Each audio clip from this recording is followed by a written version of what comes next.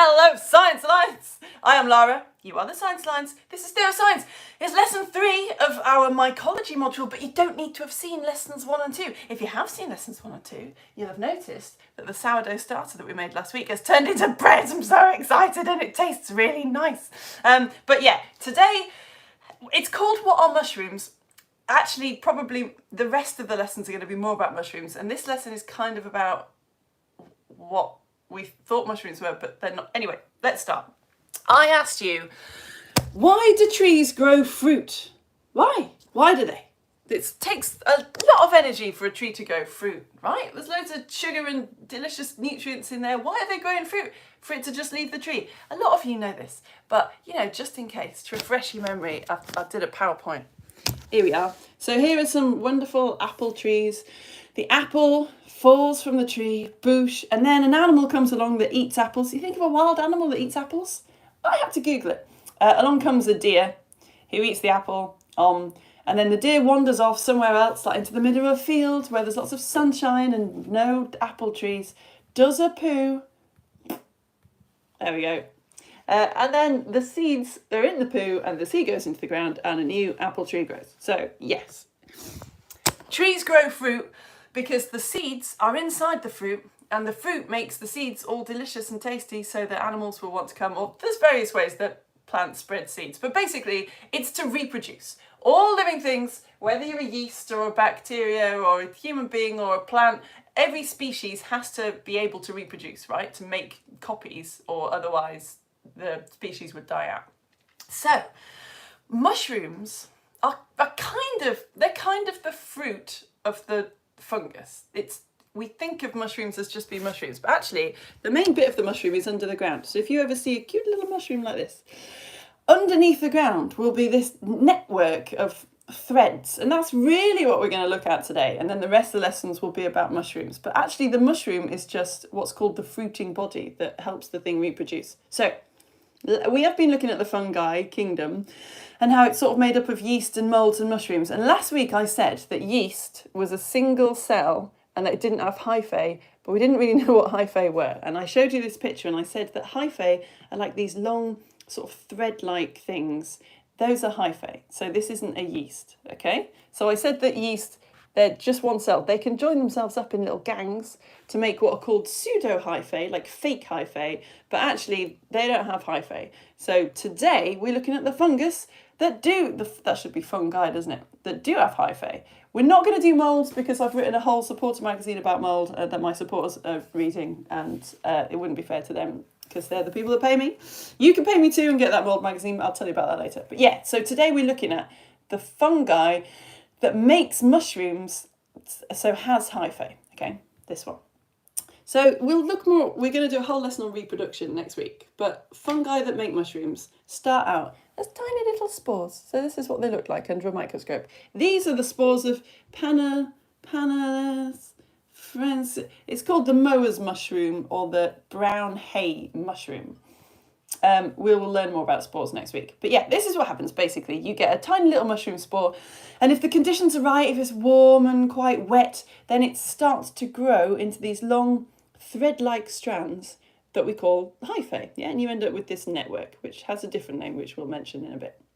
So it's the hyphae really that are the main bit of the fungus. It's not the mushroom. So here's a beautiful picture. If you've ever lifted up a rock, you might recognise this kind of thing. You might have found this under the ground. So yeah, here's the mower's mushroom or the brown hay mushroom. It's not edible, so you go from spore to this thing. But actually, we call it a mushroom, but this is really just the fruiting body. That's the proper name for a mushroom, is the fruiting body. It's the bit of the fungus that allows it to reproduce, just like an apple allows an apple tree to reproduce. So let's do a little activity and learn more about these hyphae then. We looked at last week how yeast doesn't breathe, right? Breathing means taking air into your lungs, so you can't breathe if you haven't got lungs. So fungus does not breathe, and fungus also doesn't eat. I keep saying fungus, it's just a more fun word than fungi. But anyway, yeah, so the fungi, you've got your fruiting body or your mushroom on the top, and then underneath you've got all these thread-like strands called hyphae. And We've been looking at the difference between animals and plants and fungus, and we've talked about how plants make their own food. Plants just get water and get carbon dioxide and make sugar. Animals and fungi can't do that, but there is a difference. So humans, animals, eat. We put food into our mouths, and then our digestive juices in our stomach sort of break it up kind of into sugars. Whereas the fungi, it gives off the juices, it puts its hyphae into the soil, gives off the digestive enzymes, and that breaks up the nutrients around it in the soil. And then the nutrients pass through the little thin walls of the hyphae into the fungi. So, little challenge for you to think about hyphae and what they need to be like. Can you get one piece of toilet roll and a bowl of water? And your challenge is, can you put the whole piece of toilet roll into the bowl of water with your hand and take it out again, and a bit of the toilet roll is still dry? Okay? You can do anything you want to the toilet roll, but you're not allowed to use anything else. You're not allowed to just like wrap it in a plastic bag or something, or coat it in nail varnish. You can only use the toilet roll and your hand. Can you get this toilet roll into the bowl of water and back out again, and a bit of the toilet roll is still dry? Okay? You can dip it in super fast, but you do have to dip the whole thing in. And while you're doing that, what's it got to do with hyphae? What's it got to do with these long sort of fingers that the fungi sends into the ground? Can you dip a whole piece of toilet roll into a bowl of water and take it out again, and some of it isn't wet?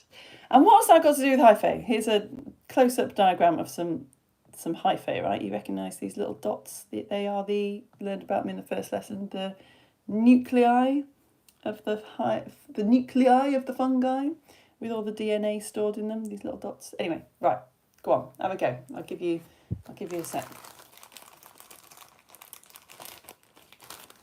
I'll have a go at blowing up my brand new balloons from Lila and Hannah.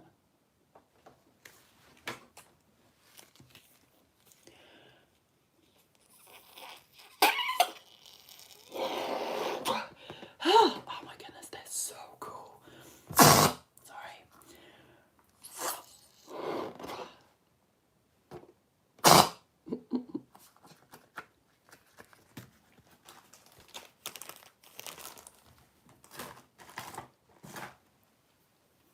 Have you managed it? It's really hard. Not many people on Facebook were managing it.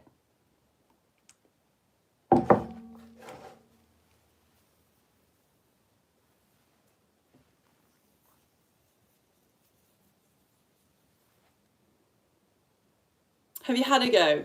Are you annoyed? Shall I show you? Watch it go wrong for me now. The secret, what you've got to do is, you've got to fold it up so that it's really, really, really small, and then pinch it incredibly tightly with your finger and thumb, and then hopefully a bit of it will stay dry. It's quite a good finger and thumb exercise. I hadn't realised how weak my finger and thumb are. If you fold it up really small and then really push it, it goes hard as you can, and then dip it in. Come on, let's have a go. So, pushing really hard. Dip it in and out. Oh no, surely that hasn't worked. I can feel that it's so wet. Oh. Just going to dry it on my jeans a little bit. Let's see. So, what's this got to do with hyphae? Well, we're thinking about something called surface area. If you know about surface area, you can be thinking, do hyphae need a high or a low surface area, and why? But I'll tell you what the surface area is in a sec if you don't know. I'm doing what I always do. I'm making my lesson all about physics, because I'm a physics teacher by training. I'm trained to teach science at secondary school, but at A level, to like the 17-year-olds, I would teach physics, which is like sort of forces and electricity and surface area and things like that. There you go. Look at that. Can you see all those little dry patches in my toilet roll? That's not too shabby. Okay, so what happened there was, let's just quickly talk about surface area. This toilet roll has got a big surface area. Surface area, you kind of think of it as how much of the thing is exposed to the air, okay? So if you think of this toilet roll as being made out of like toilet roll particles, most of the toilet roll particles are touching air, aren't they? All the ones on that side and all the ones on that side. You've just got like a tiny little layer of toilet roll particles probably right in the middle that aren't touching the air. But if we fold the toilet roll up again and again and again and again, what we're doing is we're making its surface area very, very small.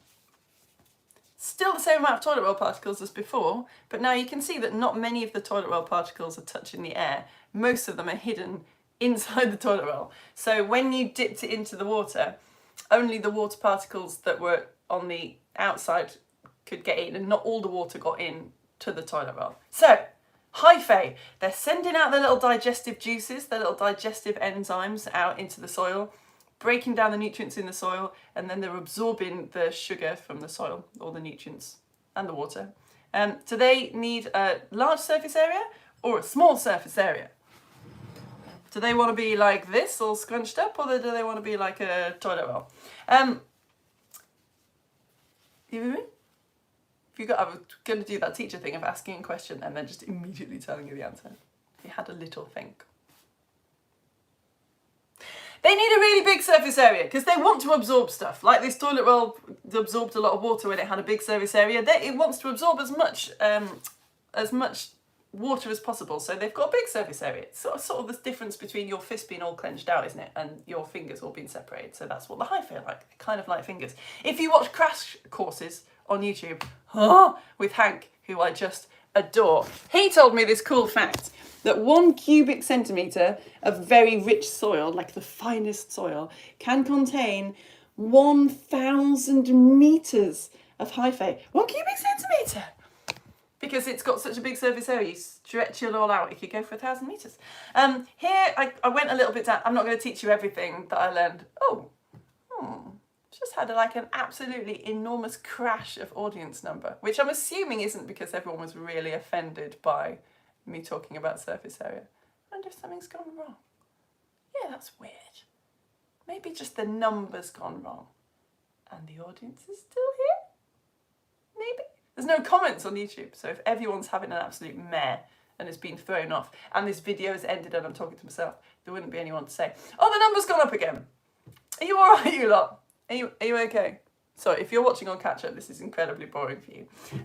I'll move on. Wait, the number is up again. Hooray! If you're watching live and you got thrown off for some reason, then I noticed, and you haven't missed anything. I was about to show you a sort of nerdy picture of a Hyphae close-up. Hyphae have something in common with your face.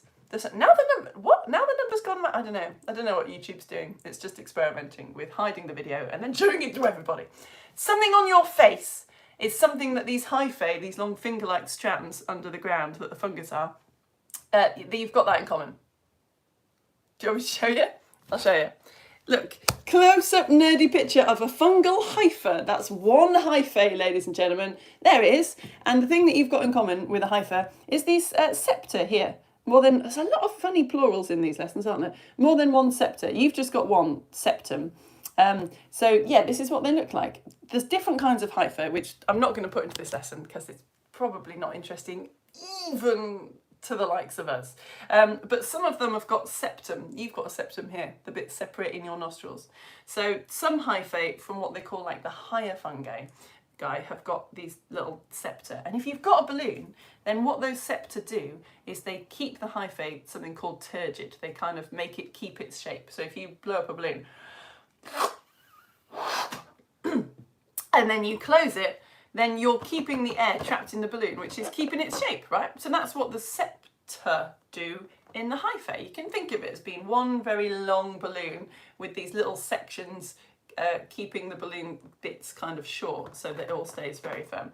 And there's little kind of pores that the nutrients can go through. Okay, I think we've geeked out about Hyphae enough. Let's move on to the next very important word when we're talking about fungus, which is mycelium. Loads of Hyphae together are called mycelium, and that is in fact the main body of the fungus. Look, here you go. I wrote it on the board, it was so important. Mycelium, or mycelium, is what we call a lot of these Hyphae when they get together. And they've got this absolutely gorgeous relationship with plants. I didn't realise how important it was until I started planning these lessons. So here's a lovely diagram, right? Here's the fruiting body, otherwise known as the mushroom, the bit that the fungi use to reproduce. your fungus uses to reproduce. Here's all the hyphae going into the soil. We've seen that they've got a really, really big surface area. So plants can make their own food. Plants can make sugar. And the fungi and the plant have this fantastic, what we call symbiotic relationship, where they both win. The hyphae, actually, some of them go into the roots, some of them just stay on the outside. Depends on the fungus. But they deliver water and nutrients from the soil to the plant. Look at it. This one's just kind of like injecting it in. But then in exchange, because the plant has made sugar, sugar is a carbohydrate, the plant gives its sugar to the fungus. That's just gorgeous. And most plants do this. The vast majority of plants, in fact, do this. Here is an actual photo. Humans are amazing. This light blue is a plant cell, and this dark blue is a hyphae from the mycelium actually going into the... Isn't that just amazing? This is happening all around us. And it's like 80-90% of plants that have this relationship with fungus. Let's do one more activity with toilet roll and water before we blow up our balloon. If you get a little drop of water on your finger and hold your thumb below it. Have you done that? Get a little drop of water on your finger. Don't know if you can see that. There you go. And hold your thumb underneath it. We'll pretend that that drop of water is in the soil and that thumb is a plant root that can't quite get to the water because plant roots are quite big. If you've got a bit of toilet roll, which I know you have, get a piece of toilet roll and we'll pretend that the toilet roll is the hyphae, right, in the soil. So you've got a bit of water in the soil. You've got the plant root underneath that can't quite reach. What a lot of the hyphae do is, because they're very small, they get into the gaps between the tree roots and kind of gather up that water so that the water can get delivered to the tree root. Is there nothing that toilet roll and water cannot help us learn about? Right, should we blow up some balloon and do this activity? Okay. I just need to tell you one more thing. I've got a lovely little slideshow of some pictures and then we'll blow up the balloon. So what words have we got, right? We've got the fungus, which has hyphae, which come together to make the mycelium. The mycelium is the word that you hear most about. This is like this dense network of hyphae is called the mycelium. So you've got a mushroom on top, which we'll learn about next week. That's how the fungus reproduces. You've got all these hyphae that have made a mycelium, just a network of threads under the ground. Some mushrooms, only some, but some mushrooms, when they start to grow, they've got this protective layer of tissue, which is called the universal veil. And I'm going to show you a lovely picture of a Caesar mushroom with its universal veil on. Isn't that just so cute? It looks like something hatching out of an egg. This yellowy orange bit here is the mushroom, which is just peeping through. And all this white stuff is what we call the universal veil. So it's called Caesar's mushroom, by the way, because the Romans used to eat it. It's often, apparently in Europe, it is specifically found along Roman roads. You can find it in forests in the UK as well. I want to say oak forests are more likely to find it. Anyway, so here's the first picture, a little mushroom just peeping through, and this universal veil is protecting the mushroom as it starts to grow. And then, look, it's coming. So you can see the universal veil is starting to crack, kind of split open. A bit of it has got caught on top of the mushroom cap there. That's our universal veil. What happens to it as it grows? Well, one thing that can happen is you get these mushrooms that look like they're sitting in little cups. And this would be a fully grown Caesar's mushroom with the universal veil sort of stuck to the bottom as a cup. And if the universal veil gets stuck to the bottom of the mushroom as a cup like this, it has a special word and you call it the volva. So the bottom of the mushroom where this cup is the volva. So not all mushrooms have a universal veil protecting them as they grow, but some of the ones that do end up with this volva, this bit of universal veil on the bottom. Okay, what else can happen to the universal veil? Finally, we get to do this balloon toilet roll activity, which I didn't make up. This is from the British Mycological Society, the BMS, which have a fantastic website where this was. So what I want you to do is blow up your balloon just a little bit so that it's firm, okay? That'll do. I am using Hannah and Lila's amazing biodegradable balloons, which is why they're in this gorgeous pattern, but you can use any balloon you like. What I want you to do is get some toilet roll and wet it so that it sticks to the balloon. If you want, if you can manage it, you could cover the whole thing in toilet roll, but you don't have to. It's better if it's just one layer, okay? So don't wrap it around and around and around like a mummy or something. I think the best thing to do is, how I've been doing it, which has worked, is just kind of sit the toilet roll on top of the balloon and then get a little bit of water from your bowl of water and then just like wet it with your hand so that it sticks, okay? Water particles are very sticky. They stick to themselves and they stick to other things. So hopefully they're not just going to stick to your hand and make you really frustrated. But there we go. So I feel like I always go a bit faster on YouTube because when I do these live lessons on Facebook, I've got comments to slow me down. But on YouTube, there aren't any comments. So sorry if I've gone a bit fast. This is a model for the mushroom and, well, if the balloon is, let's slow down a bit and see how much you've actually taken in from Mycology. If we're pretending that the balloon is our tiny little baby mushroom, can you remember what the toilet roll is called in this situation? Okay, we're pretending that the balloon now is a little baby mushroom. What is the toilet roll? This is just me checking if I have gone a bit fast, that I can recap for you. So we've got our fruiting body, yeah, our mushroom. Underneath the mushroom is actually the main bit of the fungus, which are all these little threads, which are called Hyphae, but when they get together, they're called Mycelium, right? So that's my impression of a proper fungus, a fruiting body with a mycelium underneath. Now we're saying, okay, imagine the balloon is the fruiting body, the mushroom. The bit of tissue protecting it. Not all fungi have this, but a lot of fungi have this. The bit of tissue is the universal veil, okay? So I'm putting lots of water on because we need the universal veil to be quite weak so that we can see what happens to it as the mushroom grows. So one of the things we just saw, one of the things that can happen when the mushroom starts to grow is that the universal veil cracks open like a little egg and ends up stuck to the bottom of the mushroom. And that's what you call the volva, okay? But there's something else that can happen to the universal veil, which we are about to look at now. Okay, I've got a load of tissue all nicely stuck to the outside of my balloon. So I've got a little baby mushroom with this universal veil protecting it. Let's blow up the balloon. So watch the mushroom growing and see what happens to the universal veil. Are you ready? I hope this works. Yesterday I just let go of the balloon and got a mouthful of carbon dioxide.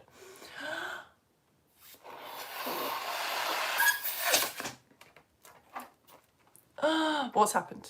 Can you see that?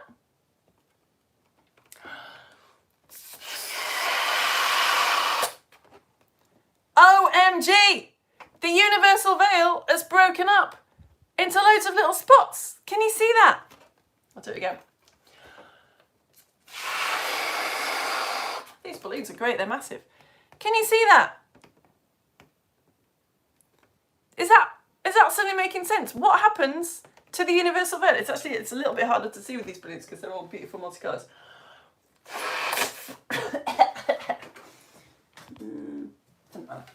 What we've got is, we've got loads of little white spots on our balloon.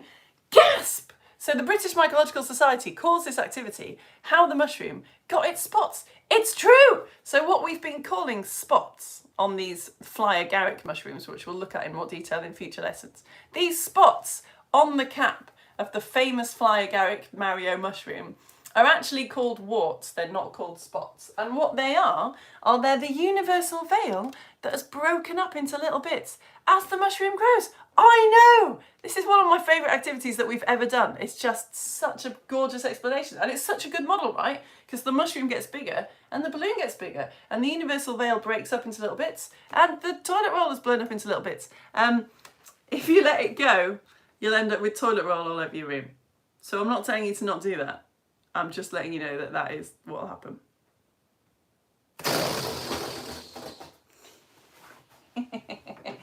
It's everywhere. It's just everywhere. Oh, here's my one from yesterday. Yeah, look, here's my blue one. But you can just see it's still got some little warts attached to it. There you go. Good day. Well, if you took all that in, That was a lot, wasn't it? But I've got a little quiz for you now. So, like I say, we're getting into identifying mushrooms now. Because that's what we all want to do, right? The whole point of learning about fungus is you want to be able to walk through the woods and see a mushroom and be able to tell everyone exactly what the mushroom is, because you can identify mushrooms now. A word of warning, I'm going to start saying, oh, this mushroom is edible, this mushroom is poisonous. I only started learning about mushrooms like 6 weeks ago when I started planning these lessons. So don't trust anything that I say. Don't ever look at a mushroom and go, oh, Lara said that one was edible. No! Apart from anything else, I could tell you that a mushroom is edible, and there could be 20 mushrooms that look really similar to that mushroom that are deadly poisonous that I haven't told you about. So go to an expert who is actually with you in the room, who can take you on a nice foraging walk or something, if you want to learn about what mushrooms you can eat. But it's fun to start trying to identify them. So there's loads of different bits of the mushroom we need to be able to identify that have got loads of cool, complicated names if we're going to start being mushroom experts. So we're getting to them now. We've talked about the volva, yeah? The volva is the universal veil when it kind of cracks open like an egg and gets stuck to the bottom of the mushroom. And the warts are the spots on top of the mushroom where the universal veil has maybe broken up, all right? But remember, not all mushrooms have this protective universal veil. Is that okay? So I'm going to show you some pictures of some mushrooms. And I want you to tell me, please, do you think it's got warts? Do you think it's got a volva? And so if it has got warts or a volva, has it had a universal veil? Because those are remnants of the universal veil, right? It could have both. Some of them have warts and a vulva. These are such good words, I can't stop saying them. But yeah, not all mushrooms have this protective covering. All right, let's go. So I've got, I can't remember whether it's 6 or 8, but hopefully enough for us to start recognising these different bits of mushrooms. All right, so here we have Amanita pantherina, which sounds like a children's ballet character, but it's a type of mushroom, Amanita pantherina. So you've got this kind of thick white bit at the bottom, almost looks like a little stand that the mushroom's been stuck into. You've got this quite straight, very white stem, and then you've got a sort of brown mushroom which has got these, it looks like a layer of cloud, just lots and lots of tiny little white clouds all over the top of the cap. Has that mushroom had a universal veil? Has it got warts?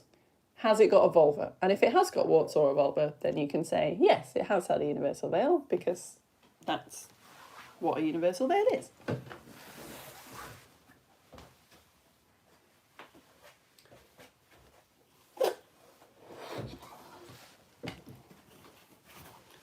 What do you reckon? So it has got warts for sure. Yeah, those are the little white spots. They look like kind of scrunched up bits of toilet roll, don't they? And it has also got a vulva. This is its vulva, the little kind of cap-like thing at the bottom. So it definitely has had a universal veil. Yes, that is Amanita pantherina, which is poisonous, so the internet tells me. All right, next one. So here we've got Amanita this one here. It's very tall, and it's got this kind of like sort of scabby brown kind of cup on the bottom, hasn't it? And it's got a brown cap. I'm just going to zoom you in here so you can see what's on top of the cap. So there's actually lots of little flecks of stuff on top of the cap. There's some bits of green, there's some like little bits of leaf that have fallen, there's some bits of brown, there's some bits of white as well. They're kind of all different shapes, and some of them have got little sort of balls on them. What do you reckon? Has Amanita piquioides, has it had a universal veil? Can you see any warts? Can you see a vulva? Come on, get involved. Involved! Everyone's loving the mushroom puns. I'm trying to up our game a little bit and stop just talking about fungi and there not being mushroom in a place. Because even my friends have started telling me these puns during the week, and I can't lie, it's getting very tiresome. So, have you given me an answer? Amanita piquioides. It has got a vulva. Yeah, that little sort of dark browny thing at the bottom, that is a vulva. It hasn't got any warts, actually. Those are just, I think, like bits of petal or something that have fallen onto it. So we would have to be careful if we were trying to identify that. But it has got a vulva, so it must have had a universal veil. Yes. And this one is found in New Zealand. That's my fun fact about Amanita piquioides. What about this one? Amanita frostiana, another lovely character from a children's book, surely. Amanita frostiana, has it got a vulva? Has it got warts? Has it had a universal veil? So we've got two mushrooms here. It looks quite similar to fly agaric, doesn't it? The famous Mario mushroom. It's got a kind of orangey yellow cap with what does look like just someone's scrunched up tiny bits of toilet roll and stuck them to the top of the cap.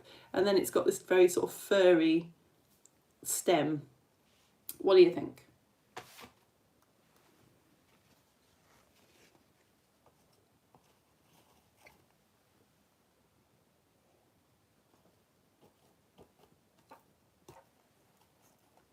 Well, yeah, a bit of controversy here. I mean, the thing is, nature doesn't know that you're trying to categorise it, does it? It doesn't know you're trying to name bits, and it doesn't care.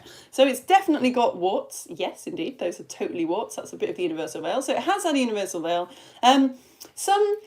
Someone messaged me to say that they'd asked their friend who was an expert, and their expert had said that yes, Amanita frostiana does have a universal veil. Other so-called experts that I saw on the internet, so it's found in North America, it might be poisonous, say that Amanita frostiana doesn't have a universal veil. Here's some more pictures of it. So it kind of looks like it's got, a vulva, I should say. It kind of looks like it's got a vulva because it's got this tiny little cup-like thing at the bottom. But this person here who's pulled it up, I can kind of see how you would say that it doesn't have a vulva as well. I think you would call this more a sort of bulb, or a basal. We'll talk more about it later. But anyway, if you said yes or if you said no, you're possibly not wrong. We need to talk about different types of vulva. I can see how you would think it doesn't have a vulva. It looks more like, it doesn't really look like a cup, does it? It just looks like a little base. So more of that later on when we talk about different parts of a mushroom. Here we go, strangulated amanita. Strangulated amanita. Has it got warts? Has it got a vulva? So therefore, has it had a universal veil? You've got this very sort of, the stem's like really kind of clean, isn't it? There's a little bit of fluff right at the bottom. And you've got this, it's a gorgeous colour, I don't know what that is. Kind of mushroom coloured, I guess, which has got stuck to it. It looks like, if you've ever made papier-mâché out of newspaper, it looks like it's got that stuck to it. It's not spots, it's just got big bits of, yeah, newspaper papier-mâché, sort of grey, blacky, whitey stuff stuck to the top of its otherwise quite shiny, clean cap. Has that thing had a universal veil? Oh, loads of people liking this video now. Thanks, guys.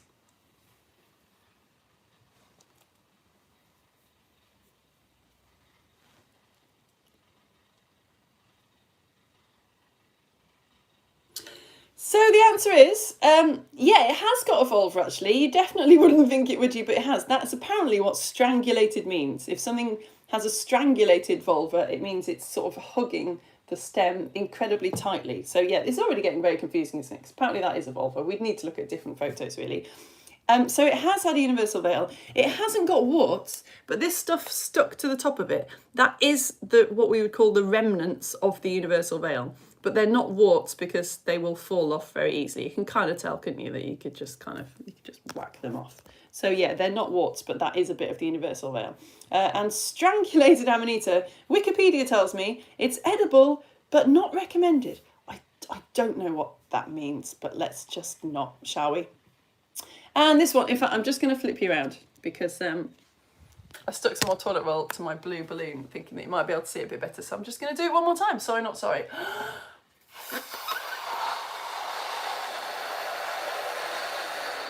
It's such a good activity. So that's how the mushroom got its spots. Isn't that gorgeous? And it also means, sorry, it's warts, I suppose. Now we know that its proper word is warts. It means I get to do this again as well. Toilet roll everywhere. Right, sorry for that little interval. Amanita, what are we calling that? Sinacoflava? Sinacoflava. It's got this kind of like loose, it almost looks like a bit of white fabric around the bottom of its stem. It's got a really straight, very white stem that gets narrower towards the cap. And its cap is a beautiful colour. What is that? Fawn, I think. Beige doesn't do it justice, does it? Browny, fawny. It's incredibly shiny. Has that got a volva? Has it got warts? Has it had a universal veil?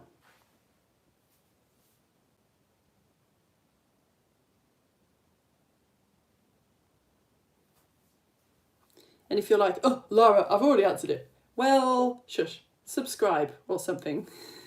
Keep yourself busy. And don't forget, on my Facebook page now, if you are watching live, there is a post where I've put, there's no comments on YouTube, but you can say hello to me on Facebook and I will say hello back at the end of the lesson. So if you've got a Facebook page, if you've got a Facebook account, go over to my Facebook page.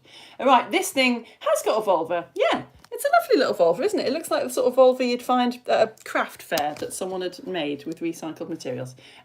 So it has had a universal veil, but it definitely hasn't got any warts. It's lovely and shiny. So this one is edible, is Amanita cynicoflava. But I've put, again, can't say this too many times, don't go picking things because they look like this. There might be loads of mushrooms that look like that are deadly poisonous. You don't know. And finally, Amanita liqui. Look at this thing. So we're looking down now on the cap. And this is just mushroom colour, isn't it? If this was a paint, you would say that it's mushroom colour. And it's got lots of spots on that are sort of black, really. Very dark browny black. And we're looking at it from above. Has that got a volva? Has it got warts? So has it had a universal veil?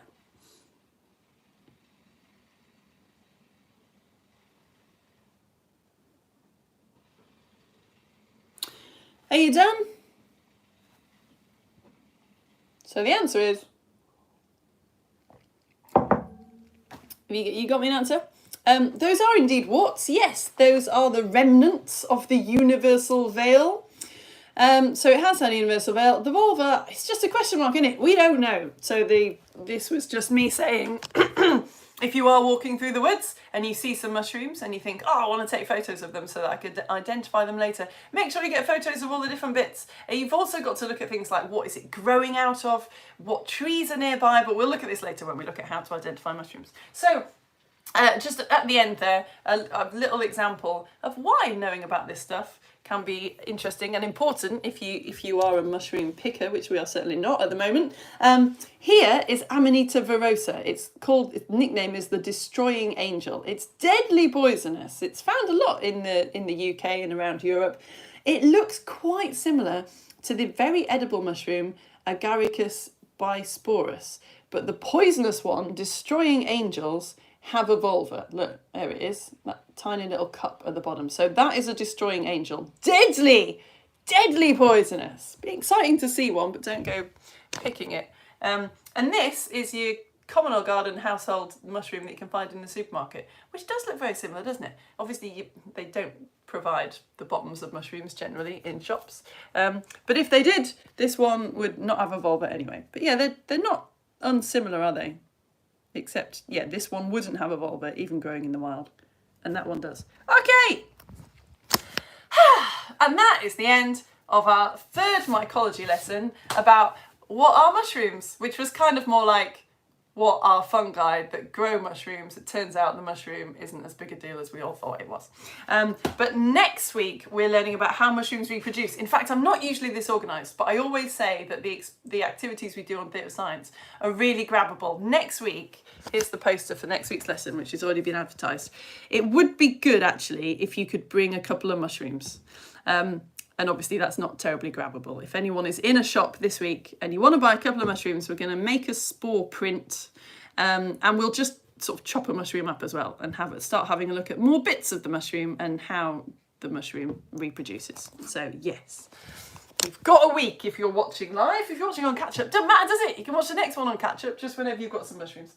Okay, thank you so much for joining me. I'm going to go over to my Facebook page and see if anyone has left me any messages. If you're not on Facebook, this bit is still quite interesting because often people ask really good questions and I go, oh yeah, I'd totally forgotten to tell you that, and I will tell you it now. A quick ad, because you will have noticed, well, you might have noticed, this lesson was totally free. They take me ages to plan. They take me, this is my full-time job now. My full-time job is doing Lego story shows, which is on next on YouTube if you're watching live, all about hamsters versus guinea pigs. No printouts for the Lego story show, it's just a chat and an activity and a story. But yeah, I do these all ages lessons and I do printouts for them, and they're all saved on my website for watching on catch up. And I teach our GCSE physics lessons, and they've got printouts, they've even got homework PDF, and it's all free. And I just say, if you're using any bit of it and you feel like it's worth £5 a month, please can you send me £5 a month? And you are. It's amazing. You literally are. So it can be my job. I have comments. Brilliant. And questions. Is that a question from Flynn? So yeah, if you go to my About section on YouTube, which is where you are, there's a link to this website called Coffee. And if you click that link, you get to my Coffee page where you can choose to support with like 5 or 6 or 10 if you like. I mean, you can support with any amount you like. But if you sign up with £5 a month, I will send you Theatre of Science magazine. It is, in my opinion, the best and the least reliable science magazine you could possibly get. I just write it. I spend ages when I'm not planning and teaching, just writing it in the background. And when it's ready, I post it out to my supporters. So this one was about acids. And it's the one you get now if you sign up with £5 a month. It's got there's longer and longer gaps between Theatre of Science magazine because I feel like each one has to be slightly better than the one before it. So this is the biggest one so far. It's got a choose your own adventure quiz where you have to kind of guess if you know some information about acids. You go back in time, and if you get the answers right, you stay back. You get to go forwards in time. It's a good one. It took me ages. It's got a which acidic object are you quiz, and then I tell you all about how your personality relates to like a cucumber or an ant. And I send you some free sweets, which so far no one has been allergic to. So you can eat the sweets that are sour while learning about why acids taste sour. It's got a comic about how acid rain was discovered. Very proud of Theatre of Science magazine. Not proud of how long it takes me to get it out to my supporters, but the content is great. And if you sign up with £6 a month, you get the mould issue, which is probably more relevant to you because you're learning about fungi. So this one comes with a free home compostable plastic bag so that you can grow some mould in a tray, watch all the Hyphae develop in the safety of the plastic bag, and then compost the whole thing. And it's better for the environment than what the internet usually says to do, which is put it in a plastic bottle. It's got a comic about how penicillin was discovered, like properly, how it actually came to market, not just the one old bloke that discovered it. It's got another choose your own adventure. It's probably my favourite choose your own adventure, the mould issue, where you've accidentally got the job of a mould expert in a museum. And if you know loads about mould, you get promoted. And if you don't know very much about mould and you make bad decisions, then stuff gets set on fire. Anyway, yeah, thank you. So you can go to my sign up button on Facebook or on my website, or go to the link that says coffee in the comments and get that. Oh, come on! Look at this! Oh, I am just loving this. I don't know if I'm allowed to show, I won't show any photos of children. It doesn't feel right moving the photos from Facebook where you put them to YouTube. But that is an amazing photo. Flynn says, you are the best after you've covered your house in loo roll for the second time. Flynn, this is the third time. Look how many bits of loo roll are under my desk. You ready?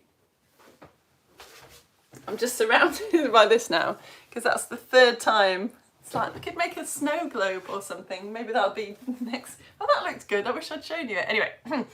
Hello, Lana and Finley. The balloon activity was so cool. I know. We now have tissue all over the room. I know. Here is a joke. Why was the mushroom invited to the party? Because he was such a fun guy. It's lesson 3, guys. That's lesson 3. I'm just going to put up a sign. No fun guy jokes. Work harder.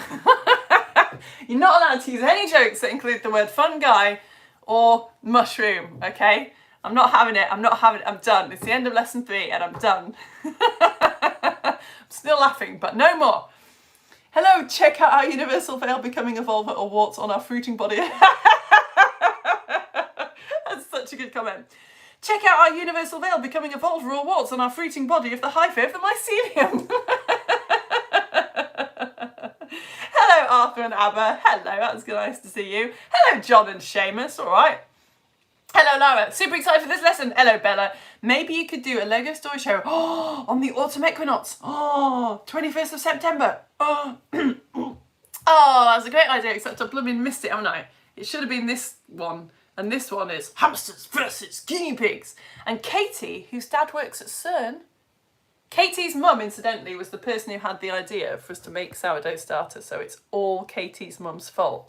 And Katie's dad works at CERN, like the Large Hadron Collider in Switzerland/France that smashes particles together, and has requested a lesson on CERN and sent me some magnets from CERN. So now I have to do everything that she says. So next week we're doing a lesson on the Large Hadron Collider. Hello, Edward and Annabelle and Evelyn and Rose. Hello. Rose and Evelyn and Annabelle and Edward. Rose, I feel like maybe you always go at the end. I'm going to start saying you first. All right, Rose, how you doing? And Edward, obviously. And Annabelle and Evelyn. Hello. Sebastian! Oh, wait, what? What? Sebastian Humphrey, but it's Sebastian talking.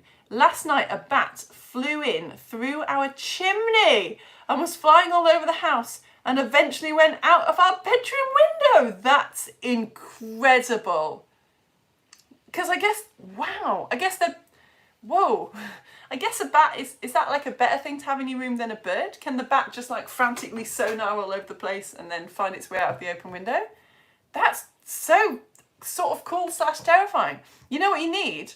Because it probably brought loads of little bits of soot into the house, didn't it? What you need is loads of tiny little bits of toilet roll all over the room to wipe up those little bits of soot. You're welcome. Oh! OMG, says Bella. So many excellent facts in today's lesson. Ooh. My mum, I know it's not Bella. I'm talking to Bella's mum. My mum is sitting on the sofa with her mind blown and her mouth is open. That's awesome. That's great. Oh, you made spore prints last year. Of course you did. You're all over it, you lot, with the spore prints. Wow, those are great. I sort of don't want to show it because I fear that the bar is being raised too high for... Oh, whoa. Holy smoke, guys, look at these spore prints. Maybe I should bring black paper next week. I said to bring white paper, but these spore prints are white. Look, the spore prints are different colours. They look like jellyfish. So this is when the spores fall onto a bit of paper. But that is amazingly good. It looks like one of those oldie time black and white photos. God, oh right, I hope ours come out that well. But if we're using white paper and our spore prints are white, I need to look into what colour the spores are on these guys. Right, anyway. Hello, Imogen and Ophelia, plus Wheaty the sourdough starter. Wheaty! Oh, that's such a great name. Oh, that's really good. Pun from Immy. Try to be nice. It's the yeast you can do. That's really good. That's really nice. Try to be nice. It's the yeast you can do. Oh, that's really good. That's really good. And yeah, okay, yeah. Be nice to bread. It's the yeast you can do. That's really good. Because I made... Oh, it smells amazing.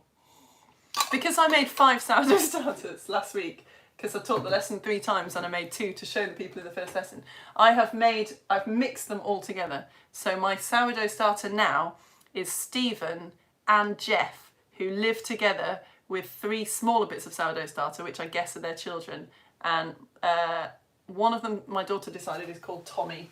And the other 2 children are as yet unnamed. But yeah, that's what's happening there.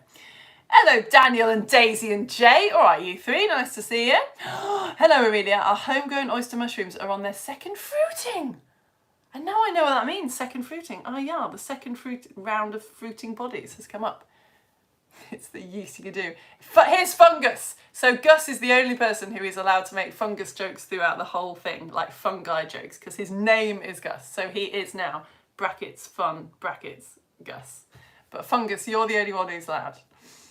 Abba asks whether your bread was tasty. Yeah, it is incredibly tasty. It smells amazing. It tastes good. It's very chewy, but I think that's probably how I made it. It's nothing to do with Stephen and Jeff. Yeah. I don't usually like sourdough, actually, because it is always a bit sort of harder, isn't it? Fungus. He's already been to the dentist this morning for a checkup. What? Gus, that's not very fun. I hope you're all right.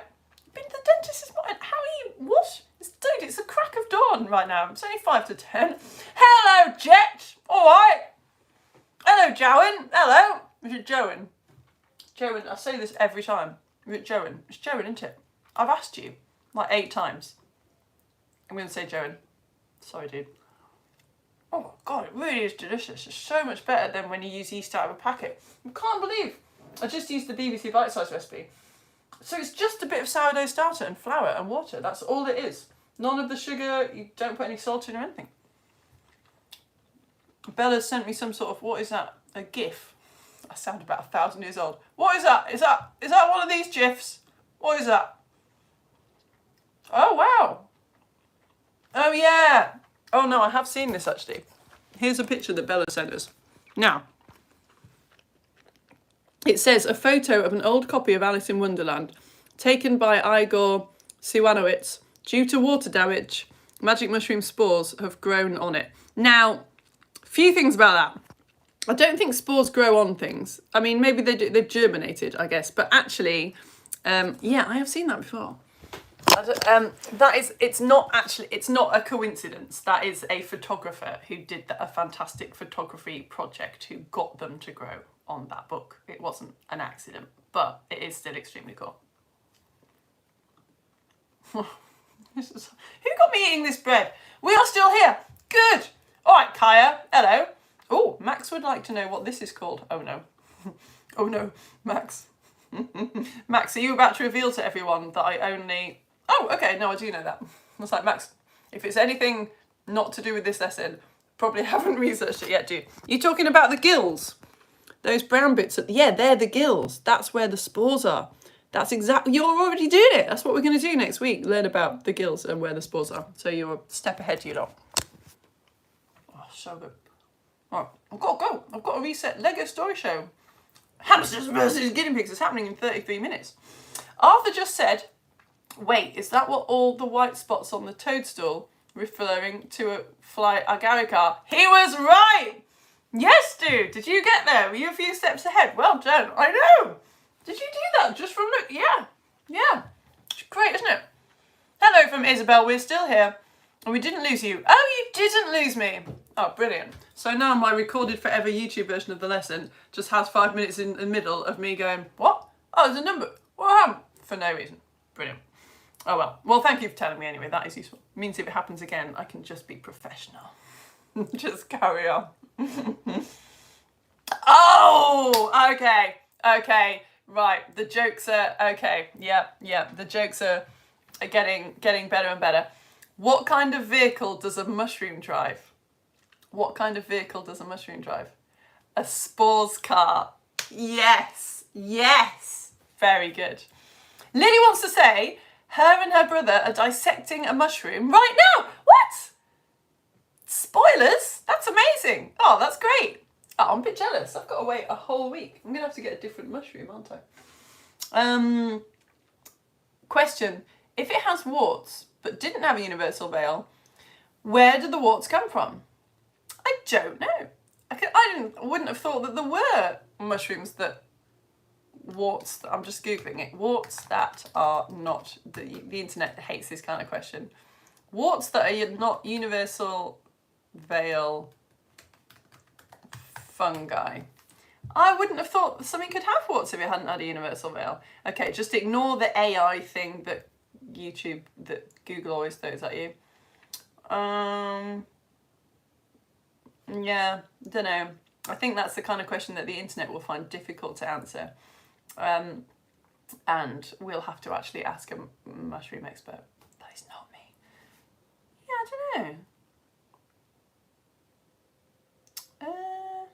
No, I could here. All I can find is if you got an example of a mushroom that has warts that aren't from the universal veil, then tell me, and then we can look into it more specifically. I went to the local woods the other day to look for mushrooms, but couldn't find any at all. Benjamin, are we doing this lesson at the wrong time? It might be a few weeks later. We'll finish this round of lessons, and then suddenly there'll be mushrooms everywhere, and I'll be really annoyed. Oh, hello, Shuki and Arza, and Eunice and Salah and Musa. Hello. Hello. I thought about you the other day. I was rehearsing for my Shakespeare play last night, and Shuki and Arza and Eunice and Salah and Musa, not all of them, because my kids aren't coming, because they might find it a bit boring, but some of you are coming to see me in my Shakespeare play, aren't you? Which is on in October. If you Google York, Two Gentlemen of Verona, you too can come and see me being in a Shakespeare play, like a bit, not that much.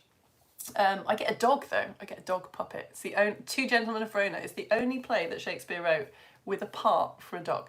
In his time, it would have been an actual real dog, but mine's a puppet and a guy with a Anyway, the universal veil turned into the universe. The tissue looked like stars in the swirling universe on that amazing balloon. That's nice, isn't it? I love that the universal veil is actually made of tissue and that we use the tissue. It's such a good activity. All right, Chloe. Humphrey. Oh, hello, Humphrey. I love your mushy, mushy plushie. This is a woman who makes the best, capital letters, paper mushrooms. All right, let's have a look at this. Oh no, is it going to link me to Instagram and my computer's going to make me... Oh no, here we go. We can see that. Oh, what? Humphrey, those are not made of paper. What? We're on Instagram, folks. We're on Instagram now. I mean, she's got 361,000 followers, so these are some good mushrooms. That's paper. Are you kidding me?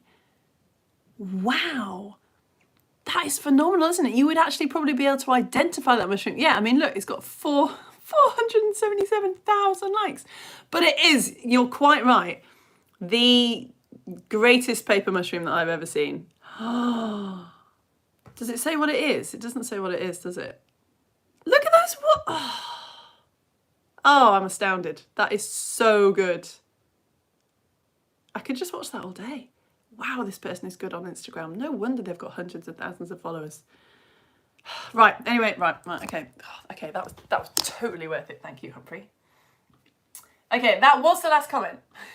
But now I have to refresh because the people who didn't realise that you could comment on my Facebook page have come to my Facebook page since we started talking and they have left comments, and it would be very rude if I now said bye without refreshing to check that they are here.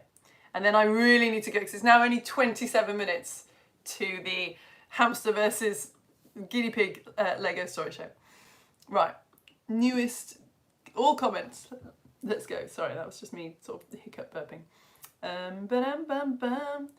Looking at the newest comments. Question! Oh, it's your question. Oh, but people are responding to Bella's question. Excellent. Such a good question. Bacteria, maybe. You think it was one of my picks? What? No, not in one of my picks. Oh, I see. One of the identifying picks had warts and Lara said it didn't have universal veil. Oh, I'm so sorry. That was me. Yeah, that was the bit where I started accidentally saying universal veil instead of vulva. Oh no, in the one that has been saved forever. Yeah, I know what you mean. When we were looking at the, sorry, maybe I'll try and edit that so it's less confusing. Was the Amanita frostiana one? It was this one, wasn't it? And then I started trying to say that it doesn't have a vulva, but instead of saying the word vulva, I said the word universal veil, which is why that bit was confusing. No, sorry, it did. Yeah, these warts are from the universal veil, so it did have universal veil. Sorry about that. Glad you said that. Now it means that I can mean to edit this YouTube video to make it clearer, and then just not ever edit it because I never do. But thank you, that is useful. Is this meant to say exist? Thanks, from Naya NL. Oh no, what have I put? This is a mistake on the worksheet. Why do mushrooms exit? Yeah, that is supposed to say exist. That is something that I can change for next week. Thank you very much. I'll just leave that there and it'll remind me to edit it. Oh, this is great. This is really useful. I'm joking. It is really useful feedback. It's incredibly useful. I always say I'd much rather have people telling me how to be better. Our sourdough starter got fruit flies. Mum didn't put the lid on properly. Yeah, mine went that way as well. Isabel is still here and didn't lose me. And there's a joke. Okay, right. I think that is the last comment. So now I can go and set up hamsters versus guinea pigs and see some of you in 25 minutes back here to learn about that. Right. Yes, I'm going to go. Thank you so much for joining me. Thank you so much for your support. If you want to sign up with £5 a month, I should say, and get the acids issue, you can do that, and then the mould magazine, I've put it for sale in my shop as well. So you could sign up for £5, get posted the acids issue and buy this one. I've made it cheap because my supporters do enough for me, frankly, so they shouldn't have to buy my magazines with the cost a lot of money. Okay, I'm going to go. Thank you so much for joining me. Thank you so much for your support. Thank you so much for your wonderful feedback on the magazines. That's just been really lovely. Thank you so much if you've signed up and you haven't received your welcome pack yet. I am just doing it. I had to order some more sweets for the Acids magazine, but they are slowly limping their way out of my house. So yeah, apologies. I'm aware that some of you have waited longer than I would have liked you to, but I will get packing again this afternoon. Right, okay, I'm gonna go. Thank you so much for joining me. I'll see you all again very soon. Bye.